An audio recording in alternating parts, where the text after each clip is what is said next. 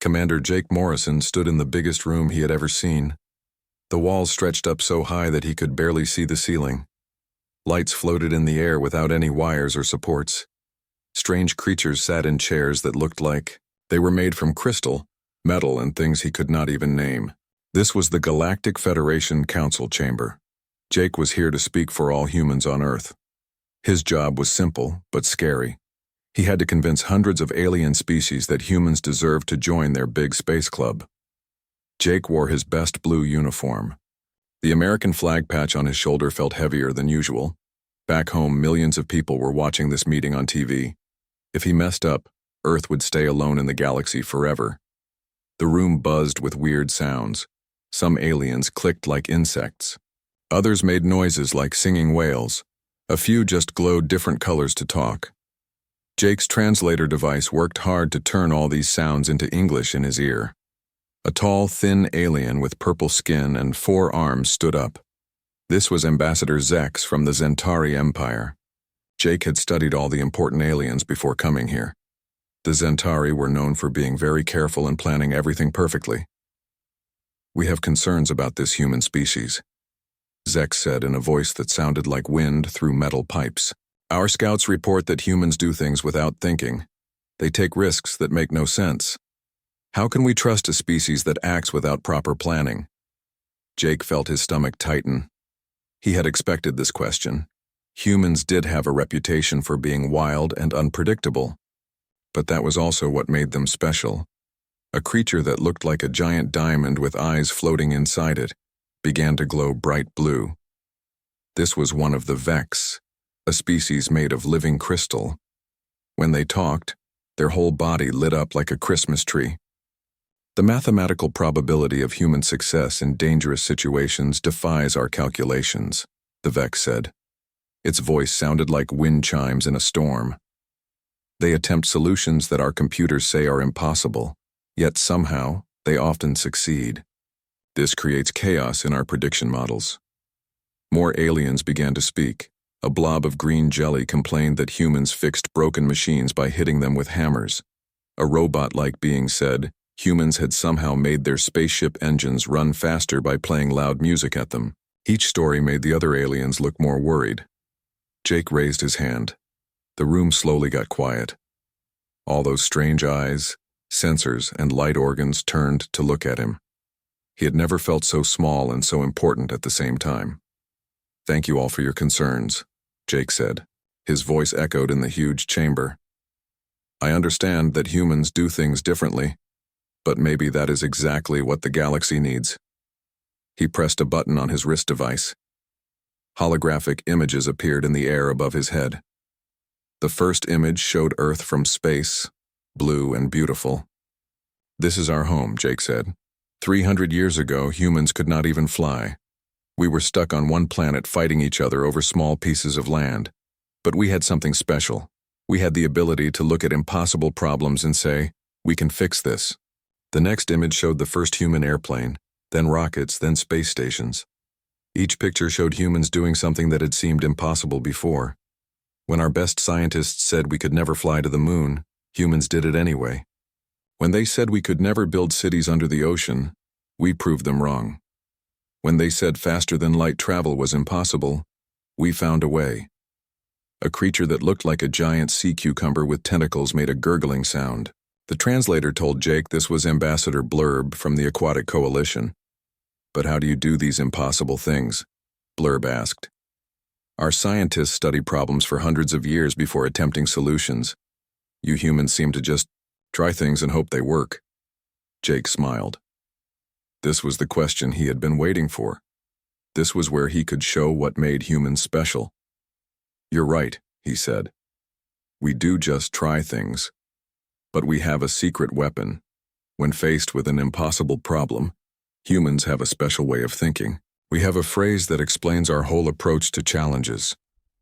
The aliens leaned forward. Some of them extended sensors or opened extra eyes. They wanted to know this human secret. When a human faces something that seems impossible, something that everyone says cannot be done, we have a tradition. We say, "Hold my beer," and then we attempt to do the impossible thing anyway. Jake said the words proudly. In his mind, he could see his grandfather saying the same thing before fixing a broken tractor with nothing but wire and determination.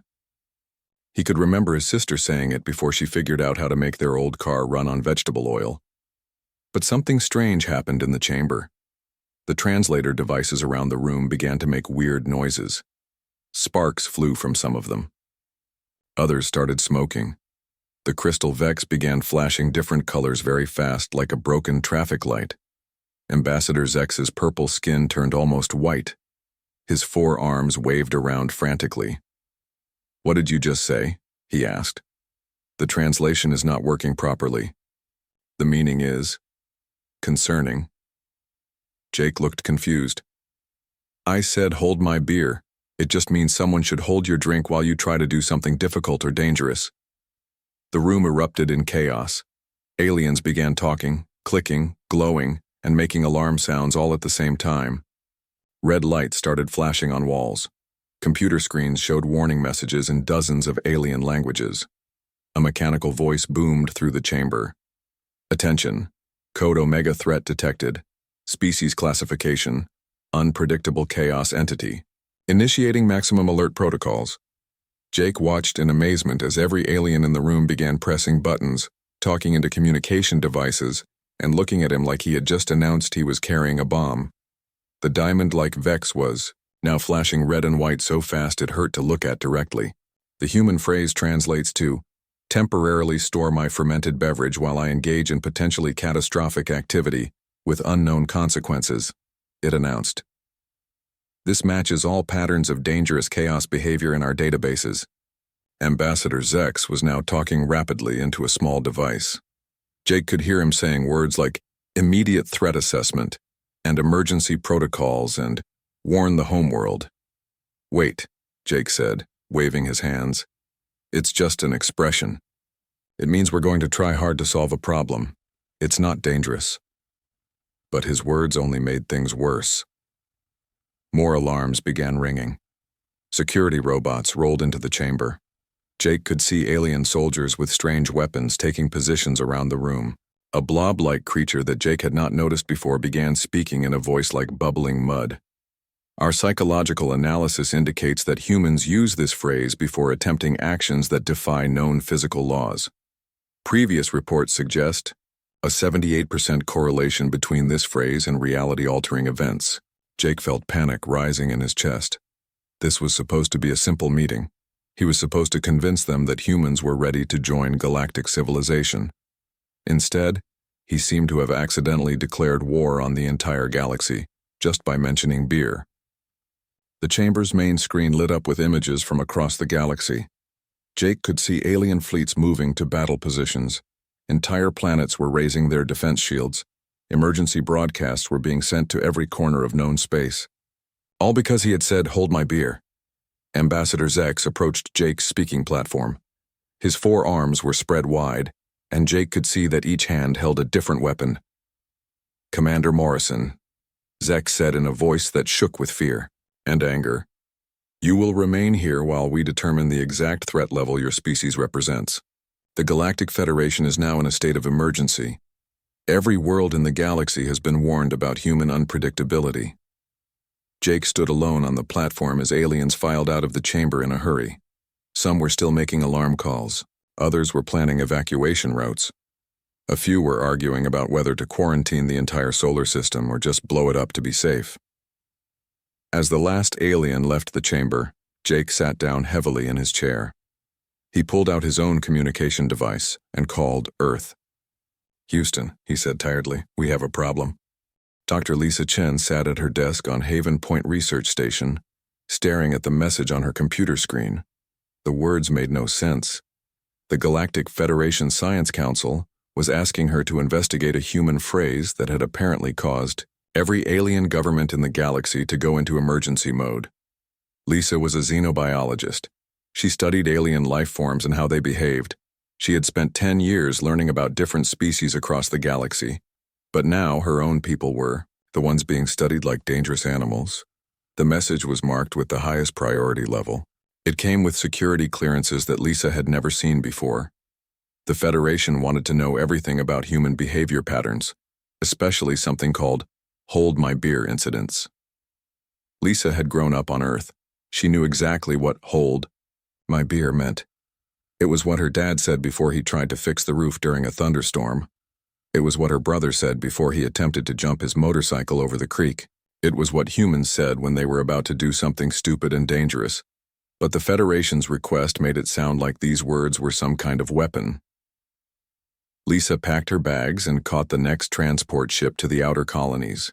If she was going to understand why the galaxy was afraid of humans, she needed to talk to humans who lived far from Earth. These were the people who had been out here long enough to really show what humans could do when nobody was watching. Her first stop was Mining Station Alpha 7, a small outpost on an asteroid in the Vega system. The station manager was a man named Pete Williams. He was a big guy with oil-stained hands and a smile that showed several missing teeth. "Doc Chen," Pete said, shaking her hand hard enough to make her bones crack. "Good to see another human face out here. What brings you to our little rock?" Lisa explained her mission. Pete's face got serious when she mentioned the Federation's investigation. "Oh, that," Pete said, scratching his beard. "Yeah, we might have caused some trouble a few weeks back. Our star was dying, you see. The alien said it was impossible to fix. Said we needed to evacuate the whole system." Lisa pulled out her recording device. "What happened then?" Pete grinned. "Well, I looked at that dying star and I thought about my kids who were born on this station. I thought about all the families who called this place home, and I said to my buddy Rick, 'Hold my beer, I'm going to restart that star.'" Lisa's mouth fell open. "You tried to restart a star?" "Didn't just try. Doc did it. Took some heavy cables, our biggest fusion generator, and a whole lot of determination. Everybody said it was impossible. The math didn't work. The physics were all wrong. But sometimes you gotta ignore what the smart people tell you and just get the job done." Lisa looked out the window of the station. The star in the distance was burning bright and steady. She had checked the astronomical records before coming here. That star had been declared dead by 3 different alien civilizations. Yet there it was, providing light and heat to the entire system. "How did you actually do it?" Lisa asked. Pete shrugged. "Honestly, Doc, I'm not sure. I just knew it needed to work, so I made it work. Connected some cables, said a few prayers, and refused to accept that it couldn't be done. Next thing I knew, the star was burning again." Lisa spent 3 days on the station interviewing every human worker. Each person had their own story about fixing impossible problems. They had repaired atmosphere processors by talking to them nicely. They had gotten water from dry asteroids by being stubborn. They had made broken computers work by threatening to replace them with newer models. Her next stop was the agricultural colony on Kepler 442c. The colony administrator was a woman named Sue Baker. She was a former farmer from Kansas who had moved to space to grow food for the outer colonies. "The soil here was completely dead when we arrived," Sue explained as they walked through fields of corn and wheat. "The alien agricultural experts said nothing would ever grow here. The planet had been poisoned by some kind of industrial accident centuries ago." Lisa looked around at the healthy crops swaying in the alien breeze. "But you're growing food here now." Sue nodded. "My husband Danny looked at those dead fields and said, 'Hold my beer, honey. I'm going to make this dirt live again.' Took him 2 years of experimenting, but he figured out how to clean the soil and make it fertile." "How did he do it?" "Danny says he just talked to the soil real nice and fed it lots of earth bacteria. The scientists said it wouldn't work, but Danny didn't listen to scientists, he listened to the dirt, and the dirt told him what it needed." Lisa interviewed Danny Baker, a quiet man who spoke to plants like they were his children. He showed her, his notebooks full of observations about soil chemistry and bacterial cultures. Most of it was written in simple language, but the results were undeniable. This man had brought life to a dead world using methods that no alien scientist had ever tried. The pattern was becoming clear. Humans didn't just say, "Hold my beer," and then do random things. They said it when they refused to accept that something was impossible. They said it when they decided to try anyway, even when all the experts said it couldn't be done.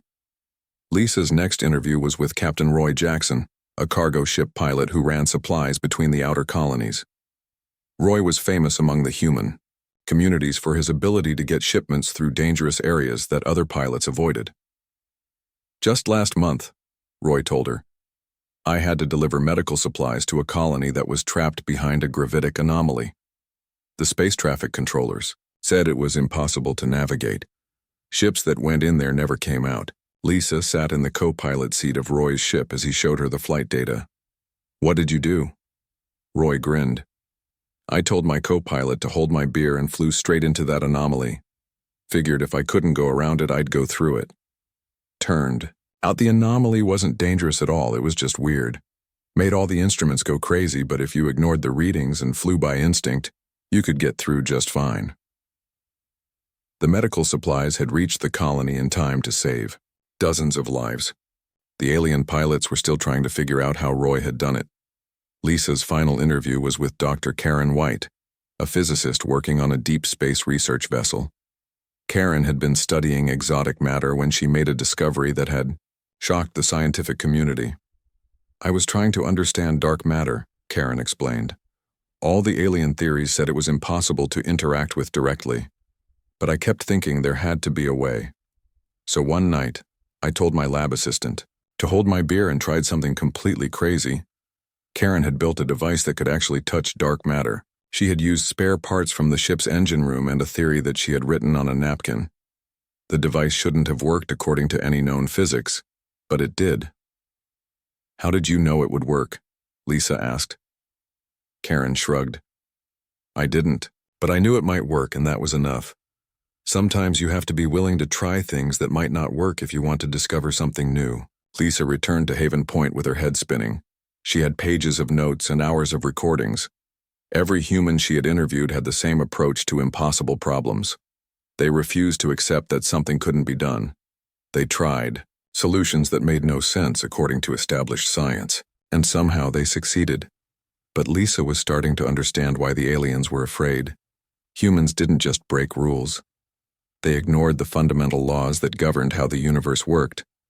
They succeeded through sheer determination and a willingness to try things that should have been impossible. As Lisa began writing her report, she realized that the aliens weren't wrong to be scared. When humans said, "Hold my beer," they weren't just attempting difficult tasks. They were challenging reality itself. They were proving that the universe was more flexible than anyone had imagined. The question was, what would the galaxy do with this information? Lisa looked out the window of her laboratory at the stars beyond. Somewhere out there, alien governments were trying to decide whether humans were a threat or a miracle. She had a feeling that the answer was both. She began typing her report with words that would change the galaxy forever. Subject: Human behavioral analysis. Urgent. Findings: when humans say, "Hold my beer," the impossible becomes possible. The largest gathering in galactic history was taking place on Nexus Prime, the capital world of the Galactic Federation. Ships from over 200 different species filled the orbital space around the planet. Emergency sessions had been called, before but never like this. Never with every single member species sending their highest representatives. Admiral Rex Thompson walked through the corridors of the Grand Assembly building, feeling the weight of representing all humanity. 3 weeks had passed since Dr. Lisa Chen's report had been distributed to every government in the galaxy. 3 weeks since the galaxy learned that humans really did break the laws of physics when they said, "Hold my beer." Rex had read Chen's report dozen times. Each story was more unbelievable than the last. Humans restarting dead stars. Humans growing crops on poisoned worlds. Humans navigating through space anomalies that destroyed other ships. The evidence was clear.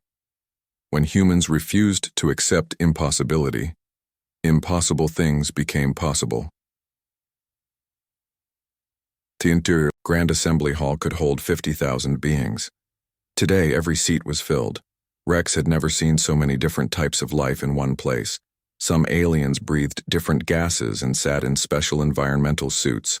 Others existed as pure energy and floated in containment fields. A few were so large they attended through holographic projection. Rex took his place at the defendant's podium. He was not here as a guest or a diplomat. He was here to defend his entire species against charges of being a threat to galactic stability. The Chief Justice was a being called the Eternal Judge, an ancient creature that was older than most civilizations. It looked like a tree made of silver metal, with glowing blue eyes scattered across its bark-like surface. "We are here to determine the threat level posed by the species known as humans," the Eternal Judge announced in a voice that sounded like wind through leaves. "The evidence suggests that this species can alter the fundamental laws of reality through willpower alone. We must decide what action to take." The prosecution was led by Ambassador Zex from the Zentari Empire. His purple skin looked even more pale than usual. His forearms moved nervously as he organized his evidence files. "Honored members of the Assembly," Zex began, "we face an unprecedented crisis. The human species represents a chaos factor that threatens the stability of known science. When they say their trigger phrase, 'hold my beer,' they enter a state where normal physical laws cease to apply to them." Zex activated a holographic display that showed Lisa Chen's research. Images appeared in the air above the assembly floor. Videos of humans doing impossible things played for all to see. "Observe," Zex said, pointing to a recording of Pete Williams restarting the Dead Star. "According to every model of stellar physics, this action should be impossible. A star that has exhausted its fuel cannot be restarted with cables and a fusion generator. Yet this human accomplished it through sheer refusal to accept scientific fact." Murmurs rippled through the assembly. Some aliens made sounds of fear. Others glowed brighter with worry. The next evidence came from the crystalline Vex. Their representative was a large diamond-shaped being that pulsed with mathematical equations instead of words. When it spoke, the equations appeared as floating symbols that the translators converted to speech. "Our calculations show cascading probability failures wherever humans operate," the Vex announced. "Reality becomes unstable in their presence. We have documented 17 instances where human actions have created localized physics violations. The universe appears to bend around their determination." More evidence followed. The insectoid Kythera showed brain scans from their hive mind, demonstrating how their billion-member collective intelligence had crashed while trying to predict human behavior. The aquatic dolphins presented probability matrices that showed human success rates in impossible situations exceeding 100%, which was mathematically absurd. The most disturbing testimony came from Ambassador Glurb of the Blob Coalition. His gelatinous form quivered with fear as he spoke. "We have observed humans in our space stations," Glurb said in his bubbling voice. "When their machines break, they do not follow repair procedures. They strike the machines with metal tools while making angry sounds. This should damage the equipment further. Instead, the machines begin working better than before. Our engineers cannot explain this phenomenon." Rex listened to hours of testimony about human unpredictability. Every species had encountered humans who had solved problems in ways that made no scientific sense. Humans who had fixed computer viruses by threatening the computers. Humans who had found water on desert planets by being really thirsty. Humans who had made peace treaties with hostile aliens by sharing food and telling jokes. When it was Rex's turn to defend humanity, he stood up slowly. The assembly fell silent. 50,000 alien beings focused their attention on one human in a blue military uniform. "Honored members," Rex began, "everything you have heard today is true. Humans do say 'hold my beer' before attempting impossible tasks. We do succeed where logic says we should fail. We do break rules that other species follow absolutely." The assembly stirred. Some aliens seemed surprised that Rex was admitting to the charges instead of denying them. "But I ask you to consider why this happens," Rex continued. "Humans succeed at impossible tasks because we refuse to believe they are impossible. When every expert says something cannot be done, humans ask a simple question: but what if it can be done?" Rex activated his own holographic display. Images of human achievements appeared in the air. The first human steps on the moon. The first faster-than-light flight. The first peaceful contact with alien species. Every one of these achievements was declared impossible by human experts before we accomplished it. Our own scientists said we could never leave our planet. Our own mathematicians said faster-than-light travel violated fundamental physics. Our own sociologists said we could never cooperate with alien minds. Rex paused, looking around the massive hall. Yet here I stand, representing a species that has done all of these impossible things. We did not accomplish them by ignoring science. We accomplished them by refusing to let science limit our imagination. A small alien that looked like a flower with eyes raised one of its petals. But your methods create chaos. You make our predictions meaningless. How can we plan for a stable galaxy when humans can change the rules at any moment? Rex nodded. I understand your concern. But consider this. Every species in this assembly has problems that your best scientists say cannot be solved. Diseases that cannot be cured. Technologies that cannot be improved. Conflicts that cannot be resolved. What if humans could help you solve these impossible problems? The Eternal Judge's blue eyes flickered brighter. Are you suggesting that human unpredictability could be beneficial? I am suggesting that when faced with truly impossible challenges, you need someone who refuses to accept impossibility, Rex replied. Every species here is logical and careful and scientific. Those are wonderful qualities. But sometimes logic is not enough. Sometimes you need someone to say, hold my beer, and try the solution that makes no sense. Ambassador Zex's forearms waved frantically. But the risks. If humans can alter reality through willpower, what happens when they make a mistake? What if their refusal to accept impossibility destroys something that should remain impossible? Before Rex could answer, alarms began ringing throughout the assembly hall. Emergency lights flashed red and blue. The Eternal Judge's eyes dimmed as it received urgent communications. We are receiving distress signals from across the galaxy, the judge announced. A massive dark matter storm has formed near the galactic core. It is expanding rapidly and will reach the core worlds within days. All available scientific projections indicate that this storm cannot be stopped or deflected. The assembly erupted in panic. Representatives began shouting in hundreds of different languages.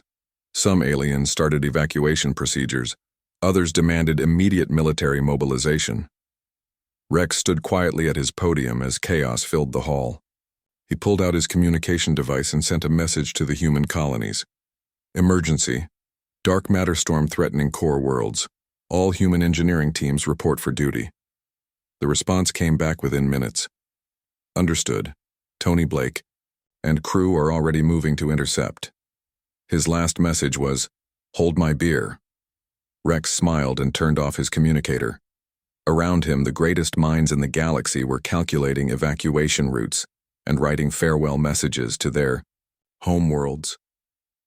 In a few hours, they would learn what happened when a human refused to accept that a galaxy-destroying storm was unstoppable. The dark matter storm stretched across 50 light-years of space, growing bigger every hour. From the observation deck of the Galactic Federation Emergency Command Center, Admiral Rex Thompson watched the most terrifying sight he had ever seen. The storm looked like a black hurricane made of invisible fire, eating everything in its path. Dr. Elena Vasquez, the Federation's top astrophysicist, stood beside Rex with tears in her eyes. She was a Zentari scientist who had studied dark matter for over 2 centuries. Her 4 hands shook as she held her datapad. The storm will reach Nexus Prime in 18 hours, she said in her wind chime voice. Our most powerful shields cannot stop it. Our fastest ships cannot outrun it. According to every calculation, this storm will destroy the core worlds and continue expanding until it consumes half the galaxy. Rex looked around the command center. Hundreds of the galaxy's brightest minds worked frantically at their stations. They were calculating evacuation routes, trying to find ways to slow the storm, attempting to discover some weakness they could exploit. None of them looked hopeful. What about the human response team? Rex asked. Dr. Vasquez's purple skin turned even more pale. A single cargo ship with 6 humans is flying directly toward the storm. They refuse to evacuate. Their captain, someone named Tony Blake, sent a message saying they have a plan. But Admiral, it is just one small ship against a force of nature that could destroy civilizations. Rex smiled.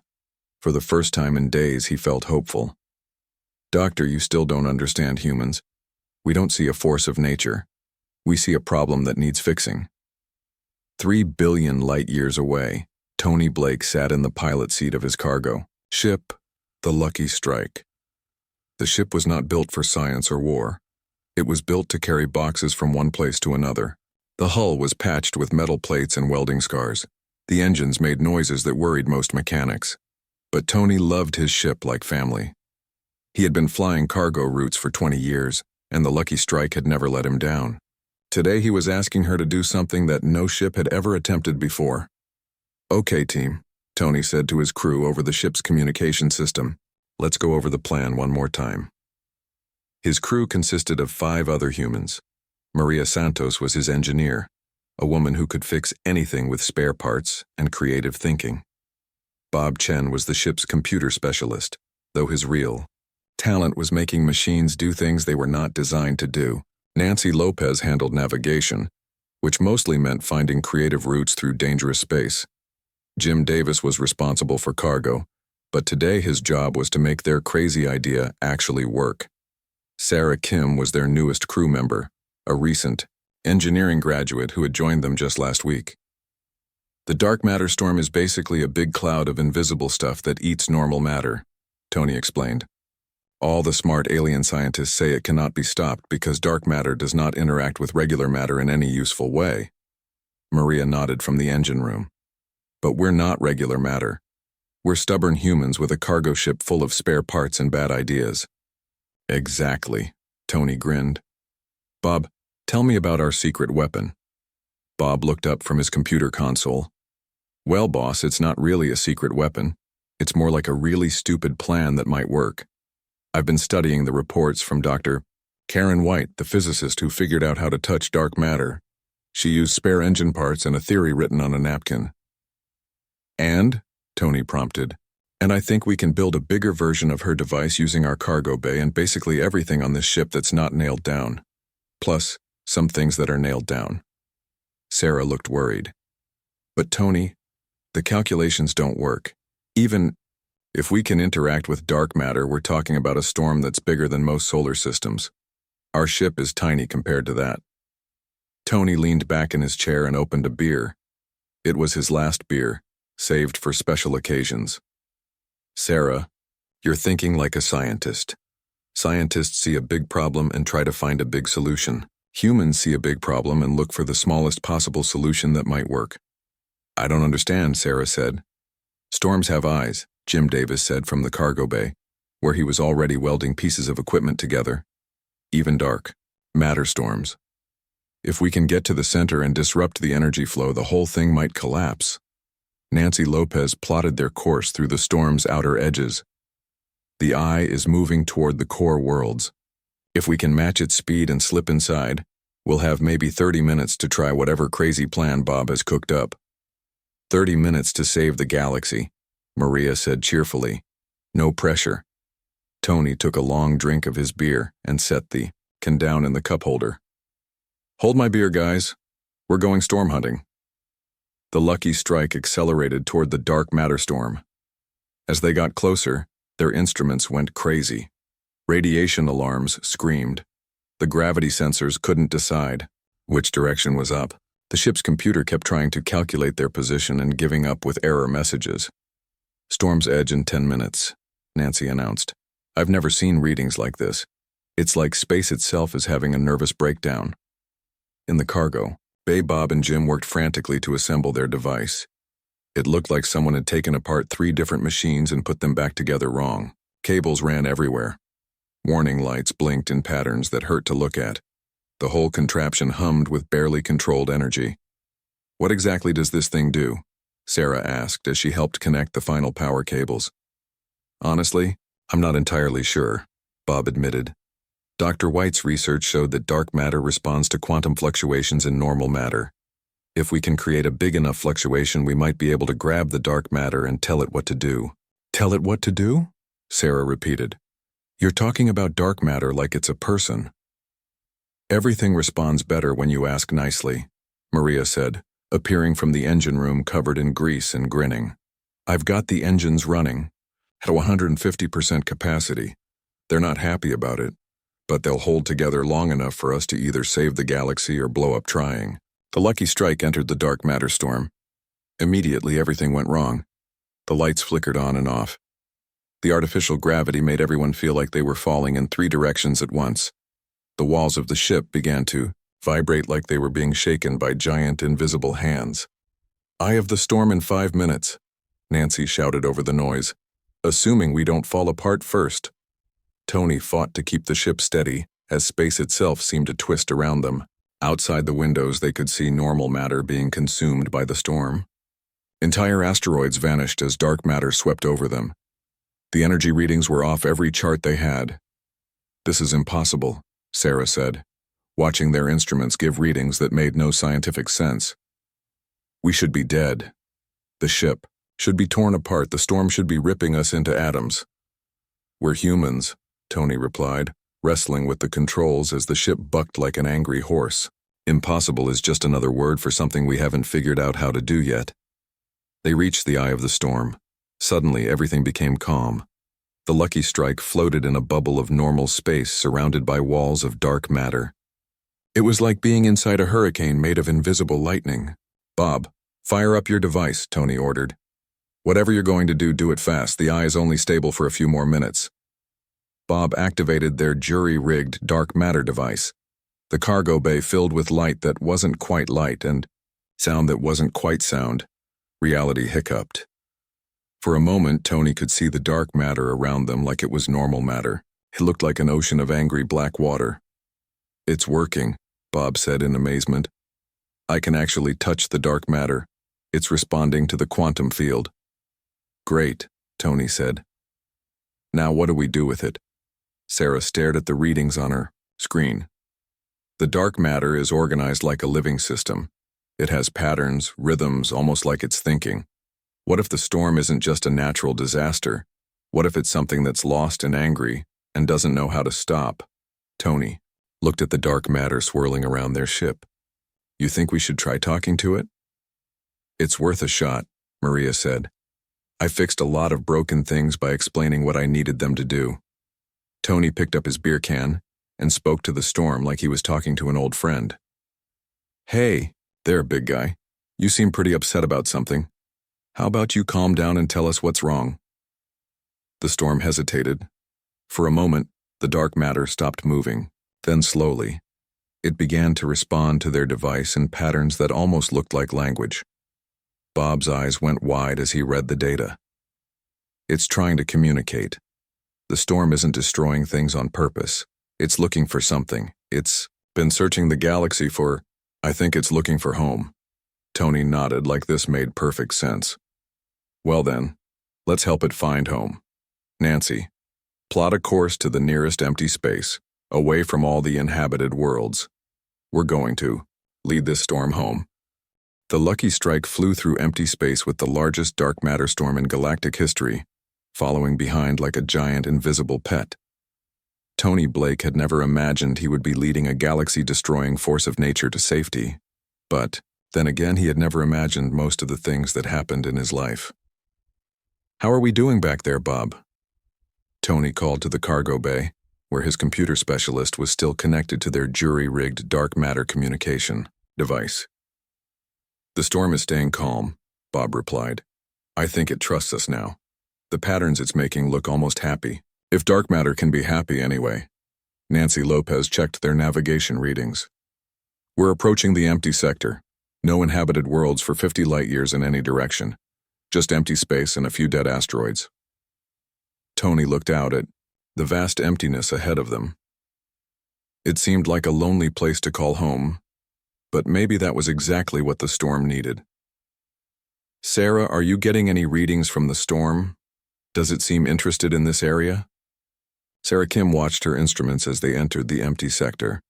The dark matter around them began to pulse with what looked like excitement. "The storm is responding strongly to this region. I think you're right, Tony. This feels like home to it." Maria Santos appeared from the engine room, wiping her hands on a greasy rag.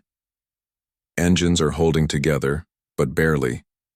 Whatever we're going to do, we should do it soon. I've got 3 different warning lights that shouldn't exist, and the fusion reactor is making noises that sound like angry cats. Tony nodded and activated the ship's communication system. He had been thinking about what to say to the storm ever since they had started this journey. How do you say goodbye to a force of nature that could destroy civilizations but just wanted to find its way home? Okay, big guy, Tony said, speaking to the storm like it was an old friend. This looks like a nice quiet place where you can rest without bothering anybody. We're going to leave you here so you can be peaceful. Try not to eat any more planets, okay? The dark matter around their ship pulsed with patterns that Bob's device translated as something like gratitude. Slowly, the storm began to settle into the empty space around them. It spread out like a giant invisible blanket, covering the region but no longer moving or growing. It's working, Bob said in amazement. The storm is stabilizing. It's not expanding anymore. The dangerous part is over. Tony felt a weight lift from his shoulders. They had done it. 6 humans in a beat-up cargo ship had saved the galaxy from destruction, not by fighting the storm or destroying it, but by understanding what it needed and helping it find peace. Nancy, set course for Nexus Prime, Tony ordered. Let's go tell the galaxy that the crisis is over. The flight back to the galactic capital took 2 days. During the journey, Tony's crew worked to repair their ship and write a report about what they had discovered. The dark matter storm had not been a natural disaster at all. It had been a lost entity, searching for a place where it could exist without causing harm. When the lucky strike arrived at Nexus Prime, they found the entire galactic fleet waiting for them. Thousands of ships from hundreds of different species surrounded the planet. Everyone wanted to know how 6 humans had accomplished what the galaxy's greatest minds said was impossible. Tony and his crew were brought before the Galactic Federation Emergency Assembly. The same hall where Admiral Rex Thompson had defended humanity just days before was now filled with aliens who looked at humans with wonder instead of fear. The Eternal Judge, the ancient tree-like being who served as Chief Justice, spoke first. Captain Blake, you and your crew have accomplished something unprecedented. You have saved billions of lives and prevented the destruction of our civilization. How did you succeed where our greatest scientists failed? Tony stood at the speaker's podium, still wearing his oil-stained work clothes. He looked around at the thousands of alien faces watching him. Well, Your Honor, it wasn't really that complicated. We just refused to believe that the problem couldn't be solved. Ambassador Zex from the Zentari Empire raised one of his 4 hands. But, Captain, our calculations showed that the storm was unstoppable. Our computer models proved that no known technology could affect dark matter on such a scale. Tony shrugged. Your computers were thinking about the storm like it was a thing, but Sarah figured out that it was more like a person. Once we started treating it like someone who needed help instead of something that needed to be destroyed, everything changed. Dr. Elena Vasquez, the Zentari astrophysicist, stood up with her datapad. Captain, our sensors show that you somehow converted the destructive storm into a stable dark matter field. This should be impossible according to every law of physics we understand. Maybe the laws of physics are more like guidelines, Maria Santos said from her seat in the crew section. We've never had much luck following rules anyway. The crystalline Vex representative began glowing brighter as it processed this information. You are suggesting that reality can be altered through willpower and empathy rather than mathematical precision. Bob Chen nodded. In our experience, treating things nicely works better than trying to force them to behave. Even machines respond better when you ask them politely instead of just giving them orders. The assembly buzzed with confused conversations. Aliens who had spent their entire lives believing in absolute scientific laws were struggling to understand how humans had saved the galaxy through kindness and stubborn determination. Admiral Rex Thompson stood up from his seat in the human delegation. Honored members, I believe this crisis has shown us something important. Every species in this galaxy is intelligent and logical and scientific. These are valuable qualities. But sometimes, intelligence is not enough. Sometimes, you need someone who refuses to accept that a problem cannot be solved. The Eternal Judges. Blue eyes flickered as it considered Rex's words. Admiral Thompson, are you proposing that humanity should serve as the galaxy's solution to impossible problems? Rex smiled. I'm proposing that when the galaxy faces challenges that logic cannot solve, you should ask the humans to take a look. We might not always succeed, but we'll always try. And sometimes, trying is enough. The vote was unanimous. The Galactic Federation established the Human Impossibility Corps, a new organization dedicated to solving problems that traditional science could not handle. Humans would staff research stations throughout the galaxy, working on challenges that had stumped civilizations for centuries. 6 months later, Tony Blake stood in the main laboratory of Impossibility Station 1, watching human engineers work, alongside alien scientists. The station orbited Earth, serving as headquarters for humanity's newest contribution to galactic civilization. A young engineer named Chris Davis approached Tony with a broken quantum computer that 3 different species had declared unfixable. The device was supposed to process calculations for faster-than-light navigation, but it had developed a logic error that made it give impossible answers. "Captain Blake," Chris said, holding the computer like it was a sick animal. "The Zentari say this computer is beyond repair. The Vex say it violates mathematical principles. The Kithara say it makes their hive mind confused just looking at it." Tony looked at the quantum computer. It was about the size of a briefcase and covered with blinking lights that flashed in patterns that hurt to watch. According to the technical specifications, it was the most advanced computational device ever built. Chris grinned and handed Tony his coffee cup. "Hold my beer, Captain. I'm going to make this thing work better than it was designed to." Tony took the coffee and watched as Chris began talking to the quantum computer like it was a confused child. Within an hour, the device was not only working again, but processing calculations faster than its original specifications said was possible. Outside the laboratory windows, Tony could see ships from across the galaxy arriving at Earth. They brought problems that their best minds could not solve. Diseases that could not be cured, technologies that could not be improved, conflicts that could not be resolved. And in the laboratories of Impossibility Station 1, humans were saying, "Hold my beer," and proving that the impossible was just another word for something nobody had figured out how to do yet. The galaxy had learned that sometimes the best way to solve an impossible problem was to give it to someone too stubborn to believe it was impossible. Reality, it turned out, was more flexible than anyone had imagined. It just needed someone willing to ask it nicely to bend a little. Tony smiled as he watched Chris teach the quantum computer to solve problems by thinking creatively instead of just following programmed logic. The galaxy was becoming a more interesting place, full of possibilities that had never existed before. Somewhere in the distance, an alarm chimed softly. Another impossible problem had just arrived at the station. Tony finished his coffee and headed toward the next challenge, ready to prove once again that when humans said, "Hold my beer," the universe listened.